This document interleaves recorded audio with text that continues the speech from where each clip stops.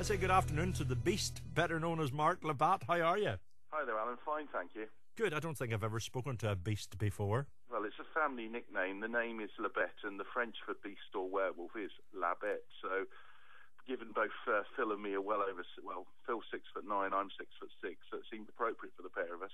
Good gracious. What do you think the secret of the success of the chase is? It's fun television. Bradley's a great host, and it's family viewing. John Parrott, the snooker player, was saying to me, he said, you can't go wrong with a quiz at tea time, and he's right.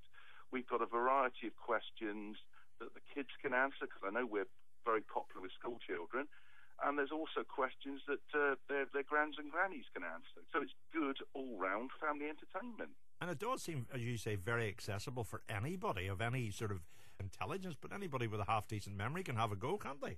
The thing is, I reckon it's actually the widest-ranging quiz on television, in that some of the classic quizzes wouldn't, for example, have questions on Lady Gaga. We do. Other quizzes wouldn't have questions on Roman emperors. We do. It genuinely is a bit of an all-round test. 1 minute you've got, who's the current number one. Next minute you're expected to know something about an obscure Shakespearean sonnet. And the beauty of the thing is, you've got four people playing along, and it's amazing how much they know collectively. I love the way you say you're expected to know, because you really are, as the chaser, expected to know. When did you first get into quizzes? As a kid, I always watched them at home and found I was, tolerably good at them. I went to Oxford, and even though I wasn't exactly the greatest student there, to put it mildly, there were guys who were getting doctorates and first-class degrees who would only take me on free or four-handed at Trivial Pursuit. When I left college, I then found these quiz machines, and effectively they've paid for every car I've ever owned. It's very handy. What was whenever you were young, which quizzes did you watch on TV? Well, the Quiz of the Week from Norwich, Sailor of the Century, was a good one. And of course, it's one that a youngster could watch then and have a sporting chance of being able to answer some of them. Used to watch Mastermind and University Challenge and be happy if I got the odd question right. What about Blockbusters? Did you ever do a gold run? I wish I'd got on that show. People I knew got on it from different schools, but unfortunately we never did. But I was always thinking, God, why can't I get on that? And of course, it's making a comeback now with Simon Mayo later on this year. I wonder, could the chaser apply for Blockbusters? They might sort of go, we sort of know you, steady.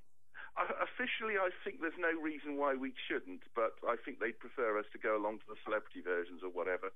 And, I don't want to put anyone's nose out of joint, so fair enough. You mentioned that you have a wide-ranging knowledge. If you had to have a specialised subject, what would it be? Well, I would have said sports, but actually, sport is such a massive subject to stay on top of, because it changes all the time. Probably from a quiz point of view, my more reliable topics are science and history, because there's only a limited amount you can generally ask in most quizzes, and I've got that pretty much nailed down. You mentioned something at the start there about the chase, and it does seem to have unique questions, because if you ever go to quiz nights, there does seem to be a pool of questions that just go round and round and round, aren't there? Oh, yes. Well, I used to say that this business, at least 50% of it is experience. And the number of times people have turned around and said to me, how did you know that? And I said, I didn't the first time I heard that question. But by the time it's the sixth or seventh time you've heard it, you kind of get the answer right then. Have you any idea whenever you'll be coming to Northern Ireland again for the process of questioning our good people?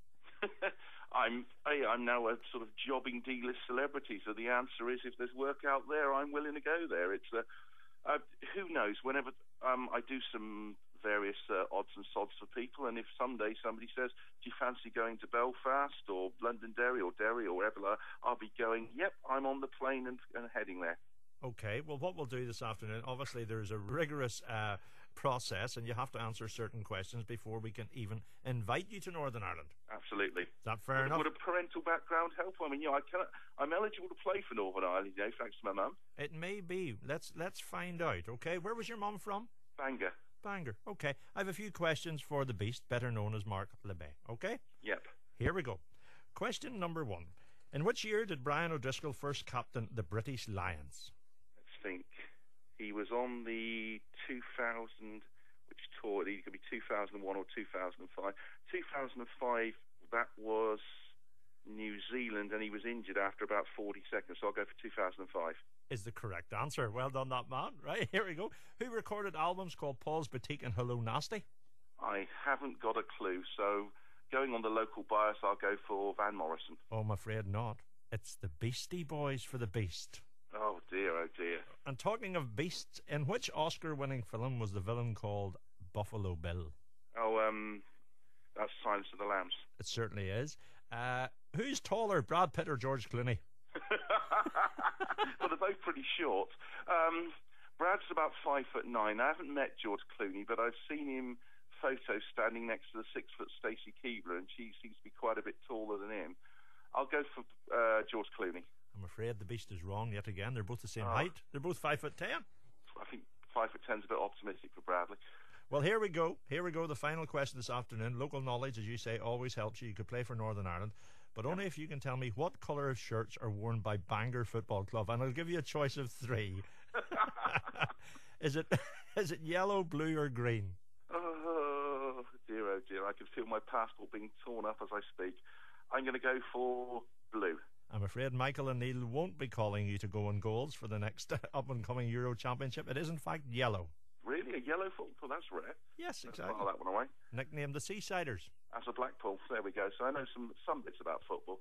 There's not enough about Northern Irish football, unfortunately. Well, you learned something today. I certainly have. Yellow football strip, I'll remember that.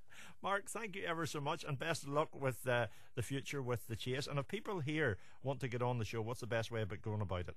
Almost certainly the best way is go to itv.com, the Chase, and there is basically an ongoing contestant application process. And the thing I'd advise just about everyone to do is it's very difficult to get through the contestant process, so really fill out your application form with care. Fantastic. Mark Labbett, lovely to chat to you. My pleasure.